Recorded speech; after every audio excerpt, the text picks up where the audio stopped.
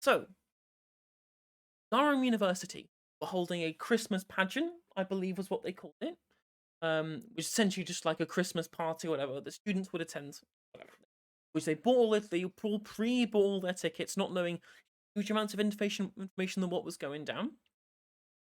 And then it turns out they found out just before the event was soon to go ahead that I think ex-Times journalist Rod Liddle was going to be a guest speaker because he was friends with the dean of the university. So he turned up, he did some kind of speech, and then he said some transphobic things, or something like "If you've got a dick and balls, then you're a man," or whatever, or some kind of like incredibly lowest common denominator levels of like transphobic shit, like boomer transphobia, rather than like gender critical insidious transphobia, just like standard boomer tier shit that you'd hear anywhere.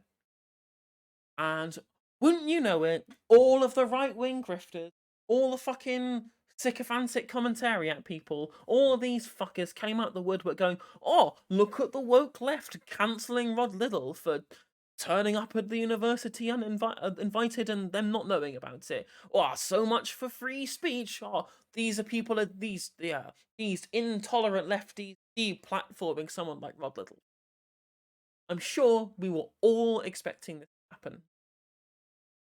But I would like to make it incredibly clear. Free speech, not freedom to a platform.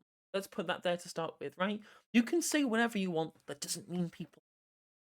Let's get that first at the start with. I know we've had this discourse fucking thousands of times, been going on for years and years and years and years. The discourse never fucking dies. But here we are, gonna have to go over it again, right? You can say whatever you want, and he did say whatever he want, and what happened was people walked out. They didn't want to listen to him, and you know what? If they had been told previously he was going to be in attendance to say what was going to say, they could have been given the choice whether to actually go and buy the tickets. But because they were never even told he was going to be there, and they've paid essentially given him, they've paid for his appearance there with their ticket fees, and they've paid towards the transphobia that he was engaging in. You can understand why these people were as upset as they were, as upset as they were. But that's not as the rightoid media think. They mean they especially the right wing commentariat. They believe they are entitled. They're entitled to be able to be able for you to have to hear them. Right? It's not just you're entitled to have the platform in the first place or to be able to say what they want to say. But if they don't have an audience, and for the first time ever, like in the past few years, we've been expecting at least some level of decorum from these commentariat people. Because may I remind you, Rod Liddle wrote in the Times in 2003 that he could never become a teacher because he wouldn't feel comfortable enough not to try and fuck the students, right? This is the kind of level of person that we're talking with here. And suddenly, the people who are walking out in front in response to his boomer transphobia are somehow the bad guys in this situation, rather than a guy who says heinous shit like that in the first place, then go to a place of learning to then spout his shit, right? So this is like the level to which people are getting attacked on this particular issue is in no way proportionate to what's actually happened here, right? But you know, as we all know, the trans people of the UK are the current moral panic. They're the current culture war issue du jour. So wouldn't you know it? Once Rod Liddle got in on the action, there was loads of a kerfuffle about what he was saying. The rest of the right wing commentators online found this a perfect issue to opine on, and talking about leftist cancel culture and the attack on free speech, which, as I said, it really wasn't. He spoke. People who wanted to listen to him listened. The rest walked out. You're free to speak. They're free to leave, or whatever, right? But I have lined up a couple of people who are probably going to have incredibly stupid takes on this. One of whom is Darren Grimes, my favorite crafty wank on the internet. We're going to have a look whatever bullshit he came up with in whatever he's going to be talking about here. We'll go over that. But they've got Sophie Corcoran, who was on Talk Radio. We've been watching her take on this particular issue as well, because she went to Durham University, and she is the most traumatically stupid person on Twitter. I want to debate her, but she's got 20k followers and I have 1k, so not sure that's going to happen. But if I do get a debate, it'll be incredibly amusing. So that's if you're watching, Sophie, and you are feel like you can actually defend the positions you hold, incredibly stupid positions that you hold, feel free to debate me. My DMs are open. I'm happy to have you on, or go on your platform, or have a neutral platform where none of us are going to get the view, right?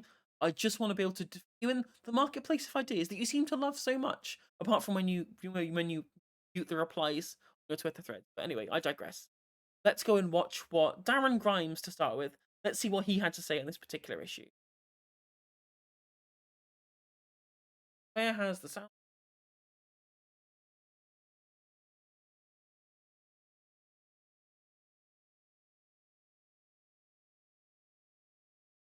That's quite far. Let's move that down to 1.2.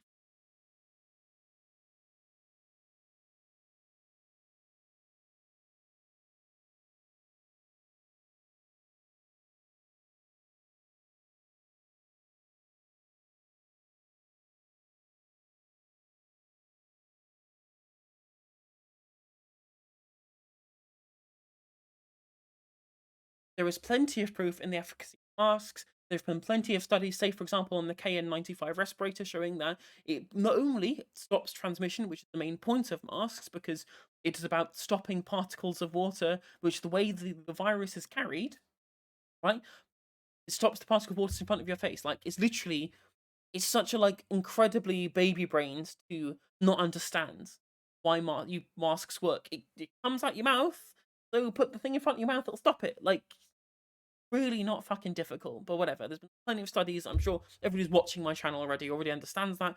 Anyone who disagrees probably will not take my word at heart about the studies that have been done about the KN95 respirator and things like that. But whatever, I digress.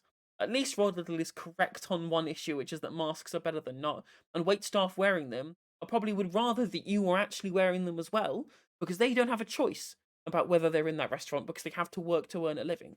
Whereas if you're going to the restaurant, you have the choice to go or to not. And if they want to impose a mask on you to then, maybe not infect the people who are being paid to serve you your food or whatever, and you bring the food in front of you, maybe have at least the common decency not to risk infecting a virus that's killed millions of people. Let's just think about that. But anyway, let's continue.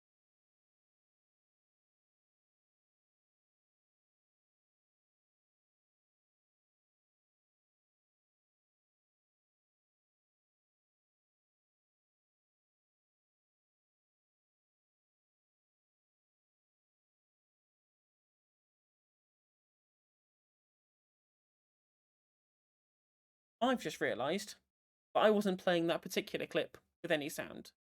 So let's begin from that. Let's continue from where let's start from the beginning of this particular video clip with the sound on. That would help.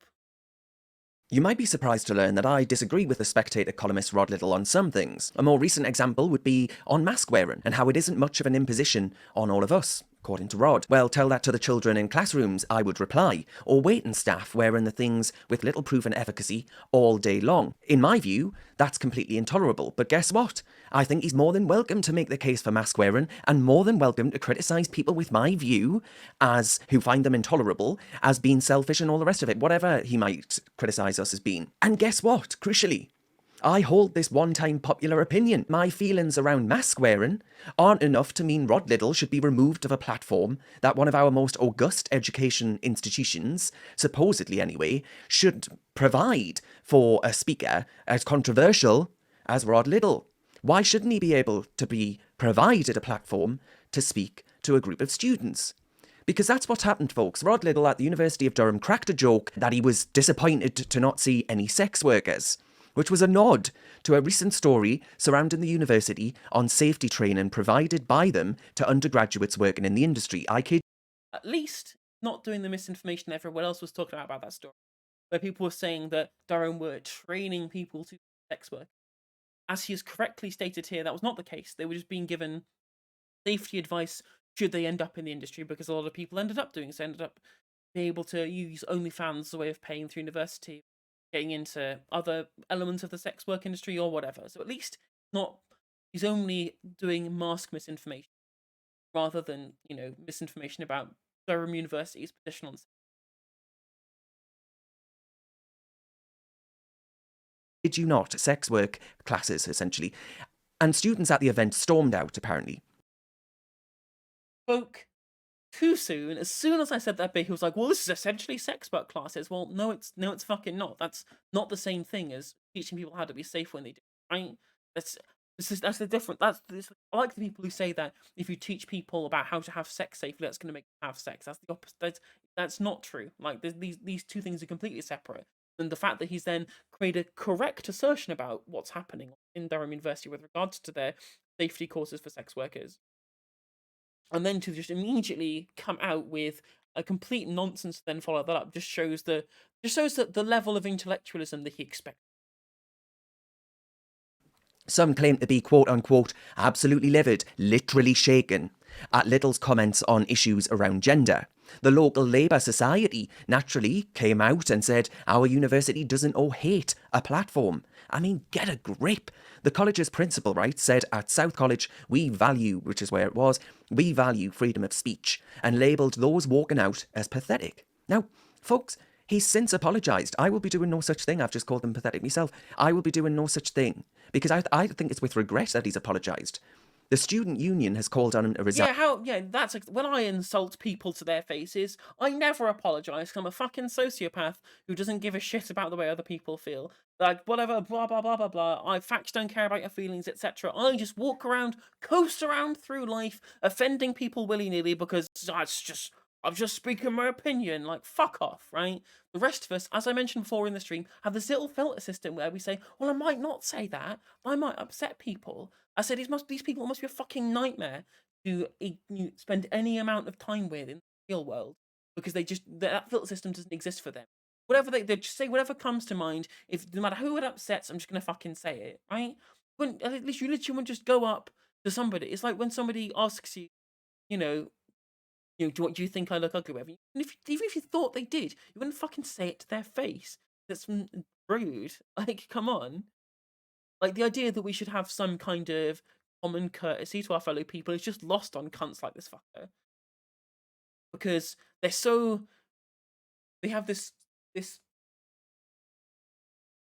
they clearly have drunk this free speech Kool-Aid so far that they think that it just means that anybody who takes any objection with any of the heinous shit they say is somehow a special snowflake. When maybe having a formally inclusive language is a good thing rather than a bad thing. Better than the way things used to be, right? What absolute nightmare these people must be to actually spend any long inordinate amount of time. And the university has began an investigation.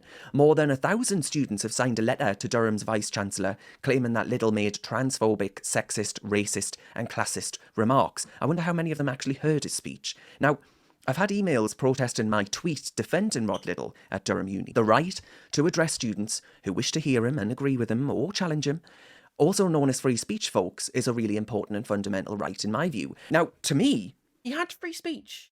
He went up on the stage, he said the stuff, people didn't like it, and they walked out. They freely, exercised their right to walk out. He freely exercised his right to free speech. I mean, if he didn't have the platform, he can say whatever the fuck he wants on Twitter or on Facebook, something like that. The issue that these people have is that their money contributed towards whatever speaking fee that he went. And they felt aggrieved by that, which is, no, it's fine. Like, imagine if you went to some black university and said, well, I know you've been looking forward to it, but here's Nick Fuentes come to speak for you. I'm like, hang a minute, why is our money going to fucking, incredible racists like Nick Fuentes? I'm like, of course people will be upset. I can't believe this is such a difficult concept for these rightoids to grab. This is a new authoritarianism. It's a new, they say, of course we like free speech. And then they set out a long list of prerequisites that your speech has to meet for it to be acceptable. He made some jokes about Yeah, exactly. If I told you if I went to your grandmother and told her that she was a cunt, you'd say that was unacceptable, right? Wouldn't you, Darren? If I went up to your grandparents and told them I fucking despise them and I want to, redact them in Minecraft or whatever. Like you, Joe, I think that's bad. You shouldn't say that, Joe. I'd be like, exactly, because it's nasty and it would hurt their feelings and isn't, acceptable kind of things that you'd say. But I wouldn't say that to the grandparents' face.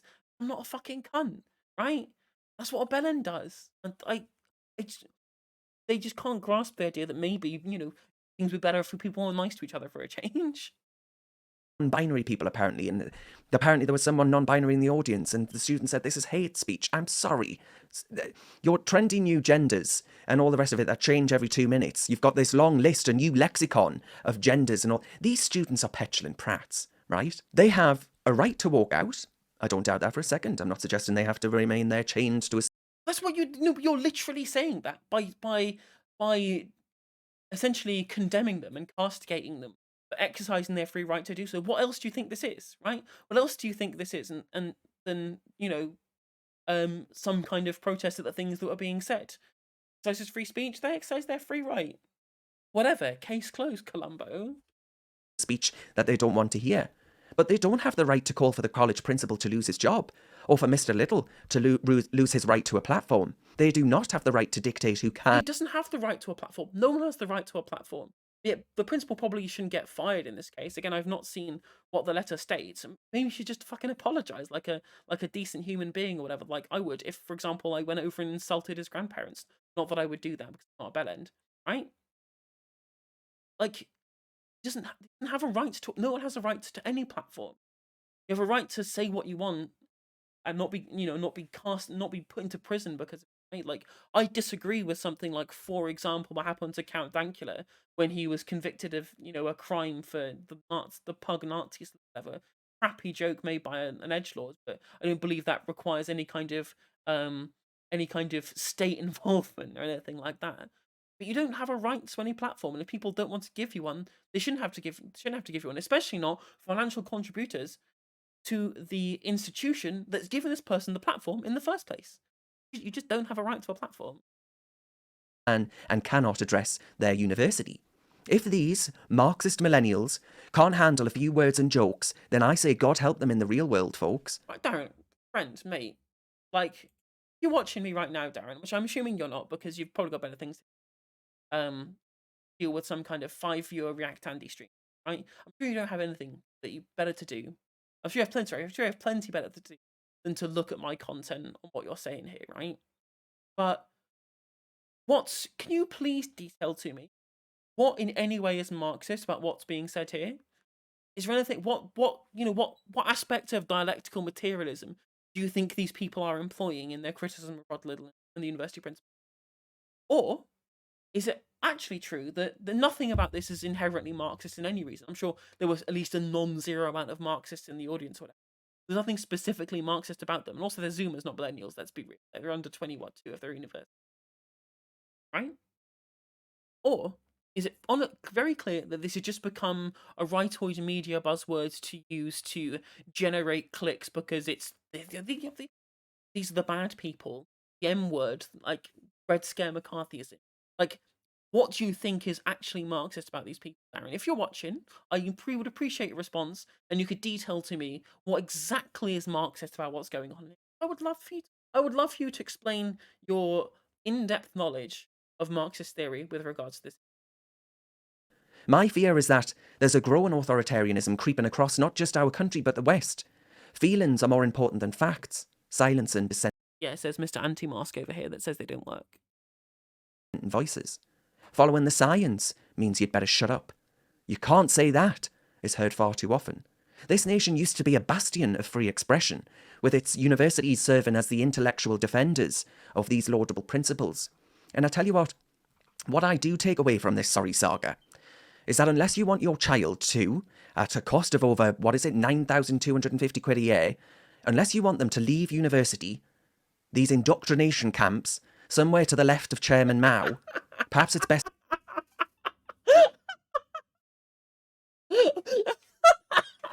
Yeah, exactly. That's what's happening at these universities. Everyone's being given the red book like it was like it's the Bible being put in a hotel room, right? You go into uni halls and it's quotations from Chairman Mao Zedong going, you know what?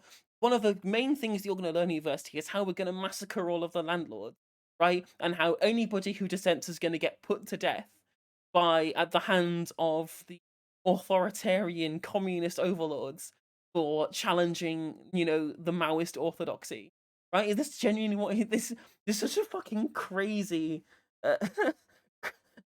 analogy for him to make, and it was literally just people going, don't say things that are nasty. Otherwise, we won't listen to you.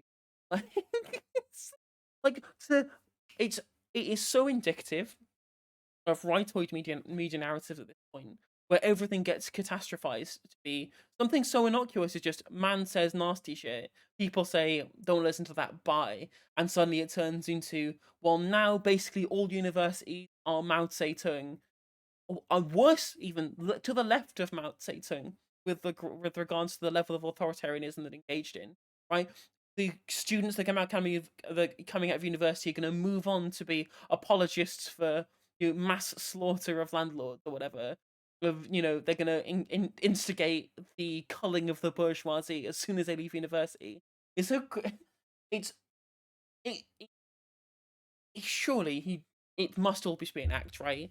He surely is not somebody who actually cares about any of the things that he says. He doesn't have any ideological viewpoints. He must just be a grifter at this point who just will just say anything that gets him clicks. He's desperate for some kind of media career. He's not ideologically tied to any of the shit that he says. He will just say the buzzwords, let it trend, and then receive all of that sweet AdSense money and the contract to speak with GB News or whatever, or to speak on talk radio. Because clearly, this person does not live in anything approaching reality. If you're going to say incredibly dumb statements like people who go to university are being indoctrinated to be further left than Chairman Mao, fucking hell. To skip it altogether, even if it does purport to be a Russell Group world leader. I'm Darren Grimes for Reasons UK. Thank you so much for watching this video. I'm not going to let you shell on my channel, Darren. Fuck off. It's unreal to me. But I guess, McCarthyism is live and well. Like, you can just red scare any position into existence, right? Doesn't matter what kind of the actual veracity of what's being said. You can just say, well, this is bad because it's like the communists. Wave away anything, no matter how reasonable, right? So hold on, the university booked Rod Liddle to speak at one of these events without telling the students, and in a video discussing that, he's saying these places are leftist indoctrination centers. I can't believe I didn't notice that, metaphysical. Like, yeah, exactly. He's saying, well, the principal invited an incredibly right-wing speaker to appear, but also concurrently, these are also leftist indoctrination centers. You couldn't make it up. Anyway, that's one take on this ridiculous fucking nonsense story that I probably shouldn't even be covering, but whatever. I like to mock this fucking cunt because he's such an idiot. Let's move on to the next person, who is Sophie Corcoran, who apparently who's on her phone in a shopping centre in this particular video talking about this. Let's hear what unhinged shit she say. Earlier in the day, I read this story. Rod Liddle is a friend of this show, comes on quite often, and I always enjoy talking to him. Great writer, great columnist. Sunday Times, Spectator, The Sun. Not apparently beloved by some of the students, of your fellow students at Durham, who wanted to no-platform him because he was booked to make a speech to South College. So the South College to its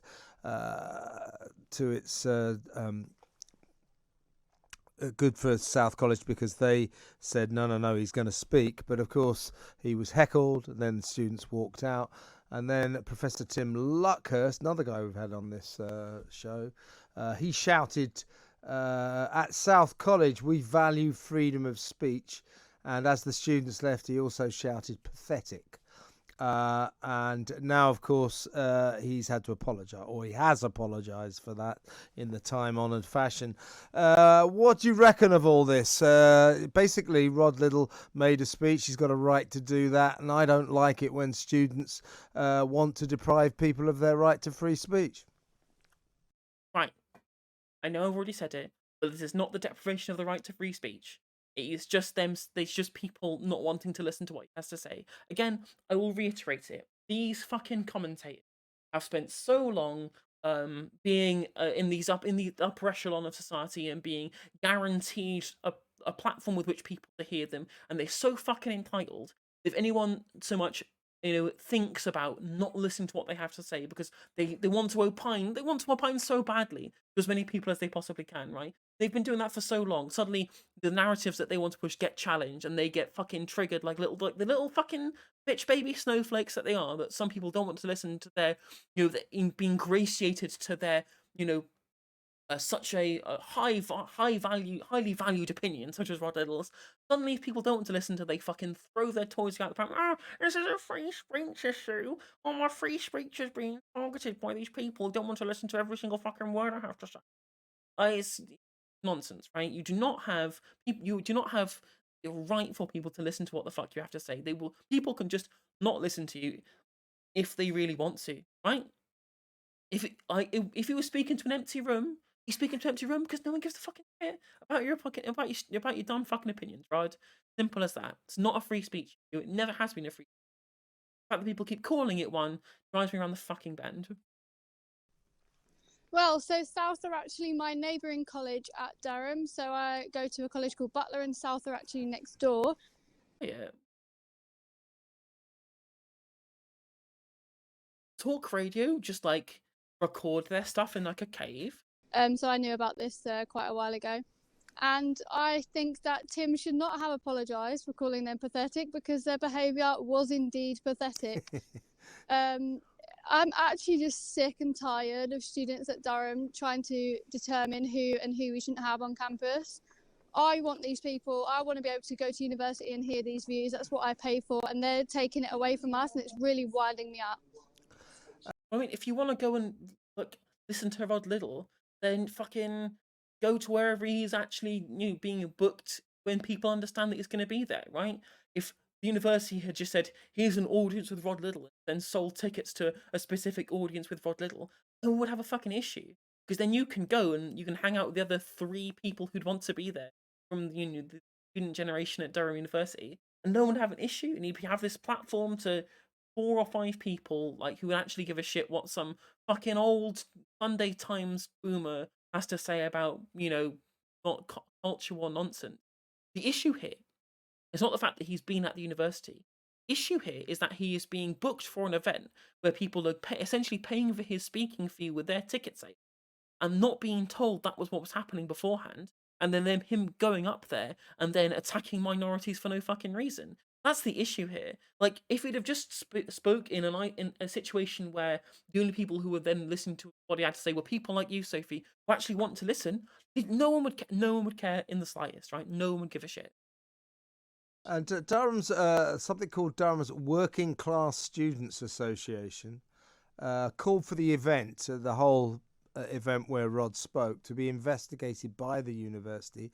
And it said in the statement, transphobia and racism cannot be defended under the notion of political views. Here's the problem. Rod Liddle is neither transphobic nor is he a racist. So where do they get off accusing? I mean, he definitely is transphobic because he doesn't believe trans women are women, trans men are men. So as he just is a transphobe. Like, you don't get to Kevin O'Sullivan. You don't get to decide whether or not what he said was transphobic. So how about you fuck up? Anyway, I digress. Him of that. In fact, it's libelous. Well, unfortunately, that group aren't my biggest fans either. I bet they're not. No, they're really not. But where I feel like this entire situation is going to, because the university actually are now going to investigate it. Sorry to interrupt, Sophie. On what basis? That the event was inappropriate, and the things that were spoken about go against the university's guidelines, and that Tim obviously calling them pathetic was not good. I know that Rod. She's like a fucking 5-year-old. Like she's so ineloquent. It's fucking it's fucking wild. Rod began his speech by making a joke, saying that he was disappointed there were no sex workers there, because, of course, the dons of Durham have deemed that it's a great idea for hard-up students to be taught about sex work, how to be sex workers. Oh, what they've been taught about is that people who have already decided they're going to do sex work to help them pay through university have been given explicit, lessons on how to do so in a safe manner should they choose to. No one's being incentivized or told that it's cool or hip or whatever. It's just taken a mitigating step to make sure the people who do engage in it do so in a safe and sane way rather than not, right? It's whatever. I've already said that from what we reacted to before. workers in case that's the method they use to pay their bills, turning to prostitution. So Rod kicked off by making. Well, no, it wasn't specifically about prostitution, which is, if to use the proper terminology, full service sex work. It was about sex work in general, which probably mostly only actually really was regarding like things like OnlyFans and online sex work rather than actual full service sex work. Mostly what was going to be discussed there, right? So let's actually look towards some actual truth with regards to the discussion there, Kevin, if you don't mind. Making a joke about that, and frankly, I think that deserves to have a joke made about it, don't you think?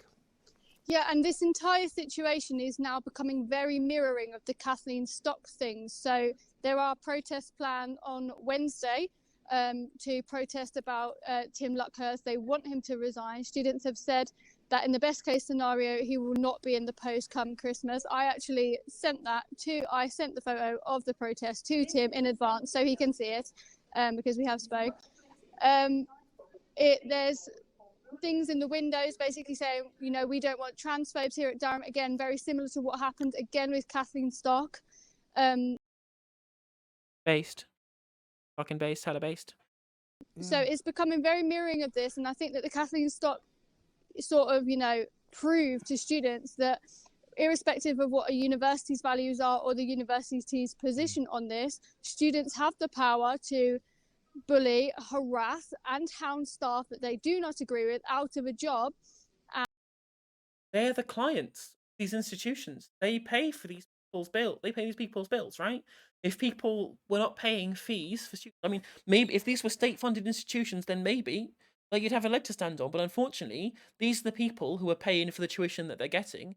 And if they're getting it from people with views they find to be particularly heinous, which, people like Rod Liddle or people like Kathleen Stock or whatever, if their money is going there, they have a right with which to contest that.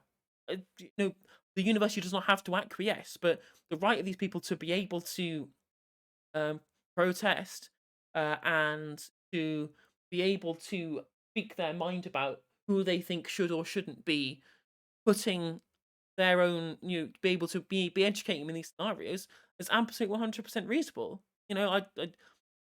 There's the rights to protest is enshrined, and the university don't have to acquiesce to those demands if they really don't want to. But that's both of these people's rights of free speech, which is amusing, considering there's supposed to be a fucking free speech discussion. And she's saying, well, all these people all doing these protests, these are all bad people. I'm just like, well, are you gonna stop them doing so? Because they're right to do those protests. Like, if you want to be a free speech absolutist about it, then you're gonna have to respect that right. And it happened with Kathleen Stock, and it's happening again here at Durham. It's becoming very, very similar. We're seeing exact things coming out now. It's extraordinary. Now, responding to an email from a student complaint, Tim Luckhurst, he's a former BBC executive. I've had on my show quite a lot to discuss the BBC. He responded to this complaint saying, my guest's topic, that's Rod Liddle, of course, my guest's topic was tolerance. He spoke about the importance of listening to alternative perspectives. He attacked nobody. We have no right not to be offended, but offence... Apart from trans people and sex workers with the comments that he made, like, what else was he doing other than attacking them by making these inflammatory statements? It's like going, oh, yeah, I may have gone over there and said some inflammatory statements, but it's not my fault people got offended. It's like, how about don't say inflammatory statements? Like, have you considered just not doing that, especially if you're in, like, a public speaking role?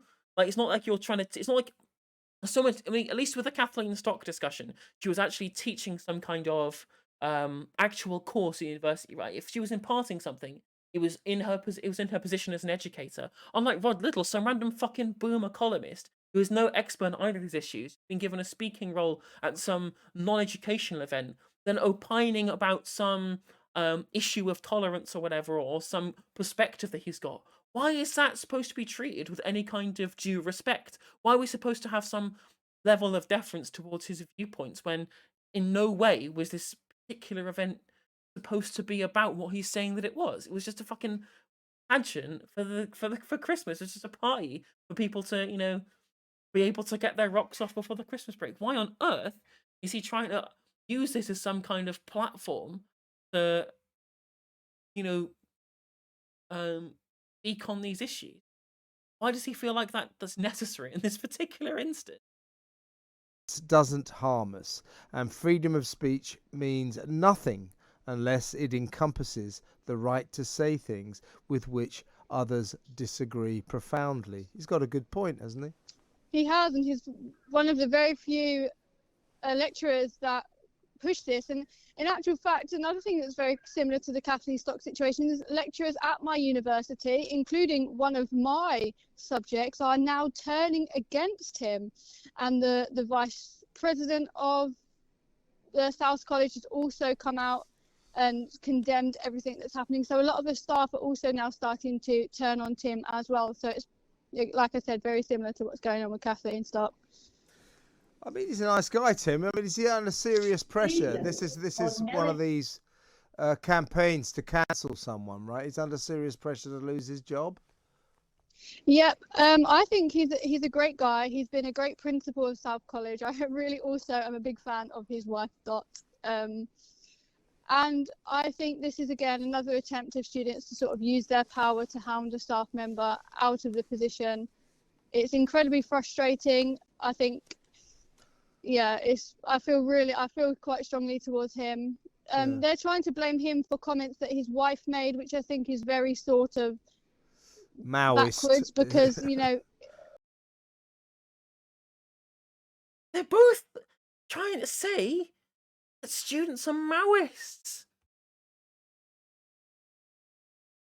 What the fuck is going on? If they just, it's like this, it's like a game. You guys are all saying the same thing. They've just had these talking points just implanted. They just goes around the fucking hoses with these issues. Where are they all getting it from? They must have like a WhatsApp chat and say, well, tomorrow we're going to talk about issues. We're going to call them Marxists and Maoists. Yeah, I'm going to talk about free speech. Okay, I'm glad we've all got the talking points so we can all say exactly the same thing and reinforce every narrative that our audience wants to hear, right? Fucking hell. Dot is a grown woman. She's able to make her own points. Absolutely. And she called them a bunch of inadequates, and I think that's why she's now my favourite woman on this earth, because she is absolutely correct in that. Listen, I wanted to just move on to some other student capers. Down at, I did a story last week, you probably noticed it, where all these students at Aberdeen University, they put in trigger warnings on books, classic works of literature, like Robert Louis Stevenson's 19th century novel, Kidnapped. The warning is, warning, contains scenes of kidnapping. There was a warning on Julius Caesar, Shakespeare's play. It contains scenes of insurrection and murder. I mean, I do think that if it is true that they've put a kidnap warning on the book Kidnapped, that's incredibly fucking dumb. But, like, having warnings before something, telling you on the content, has been something that we've done with TV programs forever. Just like, viewer discretion is advised has been happening for decades and decades and decades. There's nothing new. Why the fact that it should be different for texts rather than TV programs, I have no idea. And again, it's just nonsense kind of culture will posh from these people over something completely fucking innocuous to try and rile up their viewer base or whatever. But, it's kind of a non-issue. I guess if they finished talking about, we'll finish the so these trigger warnings are, for snowflakes, are ridiculous in themselves. But I found a really good one today. Cambridge University's student newspaper, The Varsity, has started putting trigger warnings onto newspaper articles. So they did a story about a big problem in universities at the moment, the spiking of student drinks and potential sexual assault. And the article contained this trigger warning. Content note: this article contains discussion of spiking and sexual harassment. Well, if it's a content note, then it's technically not a trigger warning. That is literally just viewer discretion is advised. Whereas trigger warning is specifically saying that if you engage with this piece of media or whatever, then it might actually, trigger PTSD or whatever. There's a distinct but maybe slightly nuanced distinction, right? They're not the same thing. They're very similar, I will grant you that.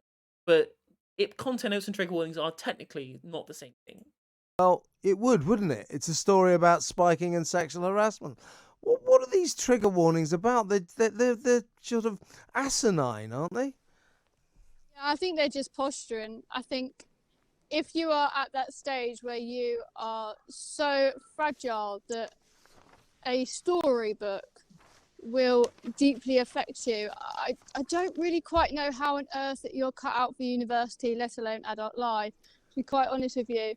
Or There's really good life journey. generally, Sophie. I mean, that's what worries me. If you're going to create an Right, environment 9 times where higher. young people, I mean, not everybody at university is young, we should say, or not all students are sort of in their 20s, so some are older, but where basically young people are protected from the real world to this ludicrous extent, are absurdly mollycoddled, then they're not going to be ready for the real world when they come out. I hate to break it to you, Kevin, but most people ignore the trigger warnings. Most people understand that these things are going to happen from the content notes or trigger warnings they're given, and then they just continue engaging with the media. It's a very, very small minority of people who actually end up using these. But, we as a society like to do things to be able to accommodate very small minorities of people. For example, we have disabled ramps because a very small minority of people use wheelchairs. We don't just say, oh, well, it's only a couple of people, they can fucking deal with it, whatever. Like, it's so, it's such, it's like the fact that they're calling other people snowflakes, that they're you losing their shit over something incredibly minor and innocuous. There's something saying, maybe if you're feeling a little bit not particularly great, then maybe engage at a different time. Then it's fine. Who cares? Like whatever. Like if it's something if it's something that you don't think is particularly relevant, then just ignore. Then you can ignore it as well. It's not a massive issue. Honestly, the fact they call other people snowflakes and they get mad over something as incredibly innocuous as trigger warnings is just the sweet, sweet irony. I mean, it's like picking up a copy of the Times or the Sun or something, and the front page story is about a terrible murder, and there being a big trigger warning in the front saying, "Warning: this story about murder." No one's losing their shit with the trigger warning. They're just saying, maybe don't engage with this if you're not in the right mind frame. And then people go, okay, well, I'm not doing that now, so that's fine. And then that's literally it. Whereas these people are going, oh, these people, like, they're never going to engage with the real world. They can't be equipped for life for university if they have to make a decision whether to read an article based on the content that it contains. I'm just like, well, who cares? Like these are the people losing their shit. Like, most people who are engaging with a content note are just saying, well, it's fine. Who cares? Like, maybe I'll read this later if I'm feeling a little bit, not in the best frame of mind.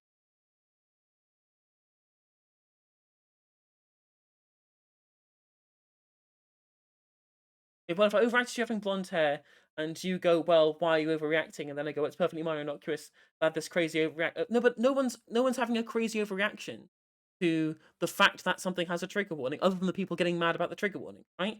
If the particular article or piece of text in question contains something that is gruesome or upsetting or whatever, and it's much like that has a tangible and realistic material effect on people's well-being. If that's something that if it's not in the case of trigger warnings, in the case, for example, trigger warnings, for example, there are genuine things such as PTSD triggers, which are mostly, for example, actually things that affect ex-military service people. So that's the kind of people who mostly actually have PSD and don't get affected by whatever. And it's up to people who have these triggers whether they want to engage with potentially triggering media or not. We're giving people agency by doing so. If they want to, they can engage it. If they don't want to, they don't. It's fine. Who cares? For the people who are actually having huge think pieces and news articles, things on print media or whatever about something like a literal note, a note at the start says, just to let you know, this contains this particular this upsetting thing. Only engage with it if you want to. Which, as I said before in the stream, we've had viewer discretion is advised warnings on TV programs for decades and decades and decades.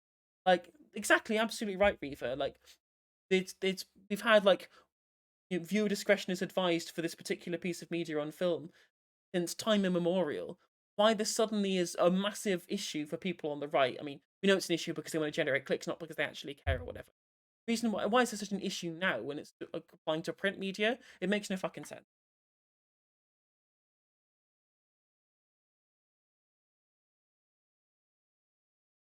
No, people who actually need trigger warnings don't hate them. That's the point. People who don't, they people who want trigger warnings because they have PTSD, or whatever.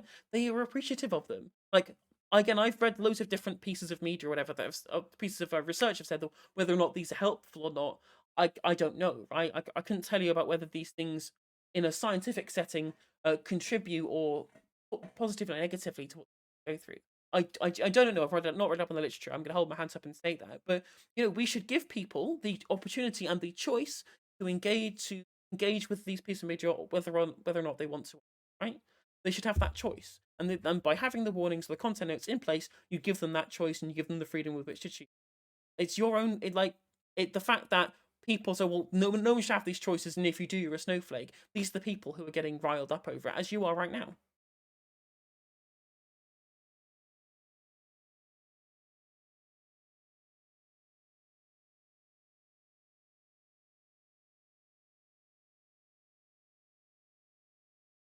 Whatever. Anyway, let's move on. Contains a story about murder. It's absurd. Yeah, I don't think it's very helpful for students either, because they're now going to leave this academic bubble where they've cried about speeches, articles, books, everything that they come into sort of contact with, and they're now going to have to leave it and be absolutely torn apart by the world, or they stay in academia forever, which is what a lot of them do. Because they can't handle the real world, but it's really just not beneficial. You just imagine those people that had to go. I'm enjoying the the pigeon shitting on the chessboard memes that are happening in the chat right now. Go and report in those courtrooms with the Arthur case. That was absolutely horrific. Yeah. And that's what, if you want to go into decent, proper jobs, then you're gonna face things like this. Well, bad things happen, and it doesn't help to protect people from them, to say these things don't happen. You go into your safe space and pretend the world is all lovely and fluffy bunny, because it just isn't. So I think it's a very pernicious thing that's going. These trigger warnings, I mean, they act like they're as if the kids are like 3 years old. They're not. They're older than. It's as whatever. These people just don't engage with reality. Because as I said, we've had fear discretion things for decades. No, it's not a new thing. It's just culture war bait to make boomers angry and to generate clicks on the internet. It's always just been that. It's always just been food for grifters rather than anything of actual content. But whatever. So as we have already gone through, this is a non-issue. It's not a free speech issue. It's not anything to do with deplatforming, because at the end of the day, right, they walked out. They didn't tell him to go away. They didn't harass him to leave. They just said, right, we paid for this thing that we don't actually engage with, so we're going to go.